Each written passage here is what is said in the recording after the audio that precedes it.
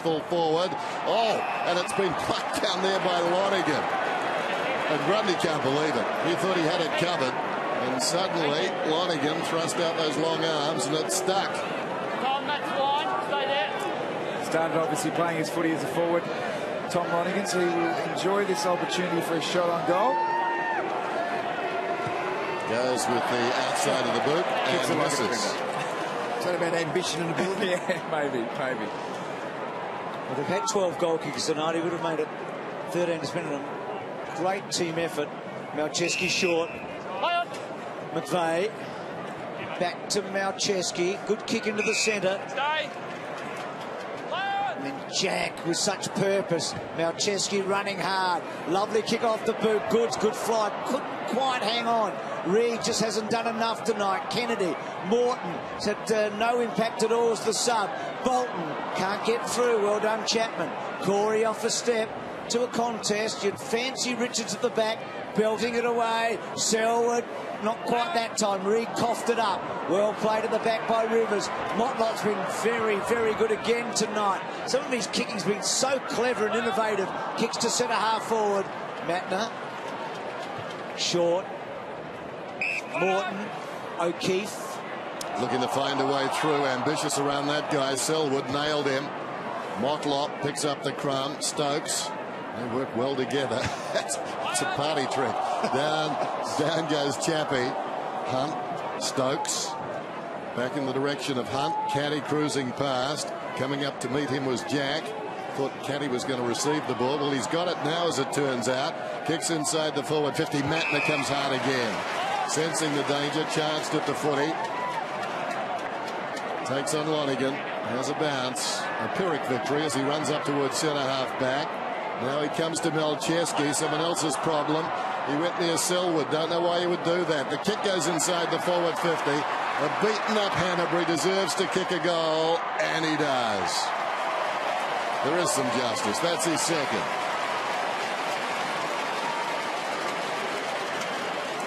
They haven't. I guess they've hung around, haven't they? They haven't completely collapsed. Well, I reckon the sort of the tactical things that Geelong seem to have done. In the first quarter, their defence got sucked upfield, and the Swans beat them back a few times. But I reckon they've just held back since then. Tom, your top four? I think unanimous Joel Selwood was the player who really exerted himself on the game. Harry Taylor both back and forth. I thought George Hall and Smith got the vote that Taylor Hunt potentially could have got as a defensive role on Josh Kennedy. Motlop's kicked the 3 goals. Hadn't had as many possessions as, say, Matty Stokes, but I just think his creativity, had a couple of scores, just he's being one of the better players also. So 124 to 97. Matner gets it from West, and then on the wrong side for him to centre half forward. Bolton belting it forward. Bartel and Bolton. Well done, Bartel. Chapman, Stokes, little give. Chapman running hard, hooking back. Armstrong read it well, couldn't quite hang on. Okay though, Smith, and then Smith half over kicked it, I reckon, but well done by Parker against a hard man in Bartel. Then Parker off a step. Can Goods or Reed take one? No. Duncan running hard at the back. To Podsy Adley, he'll look up and see Rampy, the only man forward on that side of the ground. Although Selwood has run hard, he'll come up to compete there with young number 43. But the ball eludes the pair of them and goes out of bounds. I think Dane Rampy would be pleased with his game tonight. He's found a bit of the football. Interesting, Dane Swan plays his 200th game tomorrow, and Swan Dane playing his second out there tonight. As the ball goes down towards half forward. On the angle, Hall and Smith. Tackle from behind by Armstrong. We've liked Hall and Smith's game.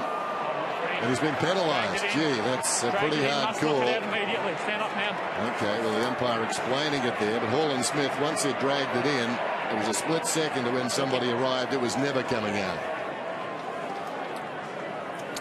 So Armstrong at the moment, probably every game he plays, he's sort of thinking, I've got to play a good one to stay in. And he's had a bit of it tonight. It's his 17th disposal. Parker squares it. Hanbury, been very good, Hanbury. Good kick across the ground. That's his 28th for Hanbury. Smith Over the top now. Malcheski could go all the way here. He's such a long, beautiful kick, and he does, and they get to 100. But they weren't the first there, Tom. You had to be with us earlier, but Tom's dad reckons first team to 100, which, I tell you one thing, it means nothing for the Cats, but I'll tell you anyway. It's the first time, in fact, I had this written down, Dennis. Okay, the last time they conceded 100 points in 3 consecutive games was 2006, rounds 8 to 10, and they've done it so far this season. So 100 points for the third time in a row against the Cats. You know what? They probably won't give a toss about that tonight. But you were determined to get it out there. I know the feeling. You know, it was a really high-scoring first quarter, but it's still a 35-goal game. So there's been plenty of scoring. So the margin is back to 21 points. And I think you can safely say that does flatter the Swans. But it was there to be won. Geelong were irrepressible as Johnson comes away and goes to Podsiadly. Podsiadly up to 16 possessions. This goes short. Johnson's got it. Comes back to Lonigan as the clock continues to run down. Lonigan to Enright. In many ways, Enright the compass of this team. So much direction from the back. Short one comes to Mackey. Down to 22 seconds. They're just working it around the park. Bartel to Enright. Crowd getting a little restless, but gee, they've been treated to some fine football tonight. And the Cats have reason to celebrate and just take their time and savour this victory, even though the final siren has not sounded.